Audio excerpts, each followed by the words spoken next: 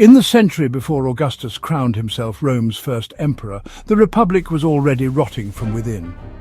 The ancient values that once built a mighty state were crumbling under greed, ambition, and violence. But no man embodied that decay quite like Lucius Cornelius Sulla, a man who began his career as a charming playboy and ended it drenched in blood as Rome's ruthless dictator. This is the story of how a gigolo helped destroy the Roman Republic. Rome once prized mos maiorum, the ancestral customs and moral codes that kept political ambition in check. Senators were expected to be frugal, disciplined, and devoted to the Republic above themselves. But as the spoils of empire poured in, Rome changed. Money, not morality, became the true currency of power. A new class of plutocrats rose, eager to buy influence, armies, and entire provinces. And into this volatile world stepped Sulla. Sulla was born in 138 BCE into the ancient Cornelia family, one of Rome's oldest patrician houses. But his particular branch had fallen into obscurity and disgrace. His family had been kept out of high office, tainted by accusations of unethical behavior. Sulla grew up in relative poverty, burning with resentment at being excluded from Rome's ruling circles, and as he would prove, he was willing to do anything to claw his way in. In his youth, Sulla earned a reputation utterly at odds with Roman virtue.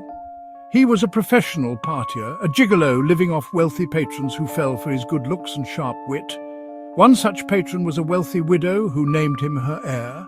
Conveniently and suspiciously, she died soon after, mysteriously, like many of the people who got in Sulla's way. With her fortune in his hands, Sulla finally had the money he needed to pursue political office. In an earlier age, Roman society might have shunned a man with such a sordid reputation, but this was a new Rome, where cash, not character, was the ticket to power. Once he broke into politics, Sulla's ascent was relentless and merciless.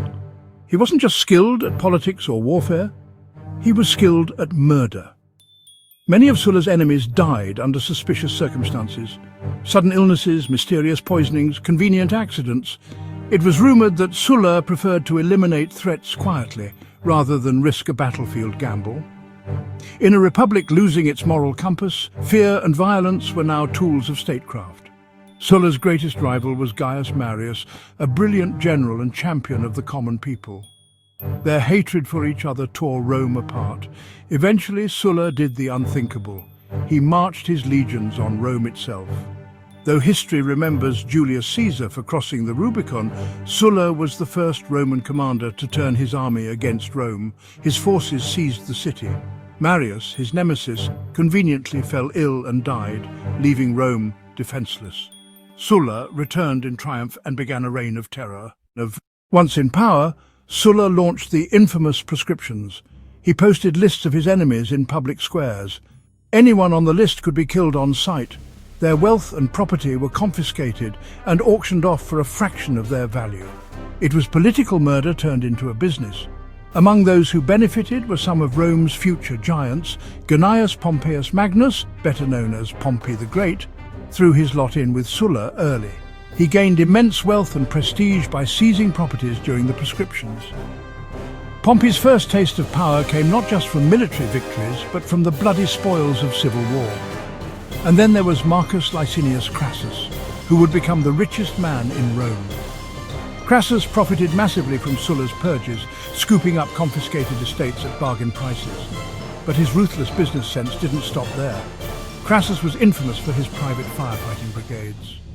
When fires broke out in Rome, Crassus would arrive, but he'd only help put out the flames if desperate homeowners agreed to sell him their burning properties cheaply. It was disaster capitalism, Roman style, and it perfectly matched the ethics of Sulla's Rome. After crushing his enemies, Sulla declared himself dictator, a title that hadn't been used in Rome for over a century. He claimed he was restoring the Republic, but the Republic he left behind was an empty shell, dominated by terror, money, and political purges. In a bizarre final act, Sulla eventually stepped down voluntarily and retired to private life. But the damage was done.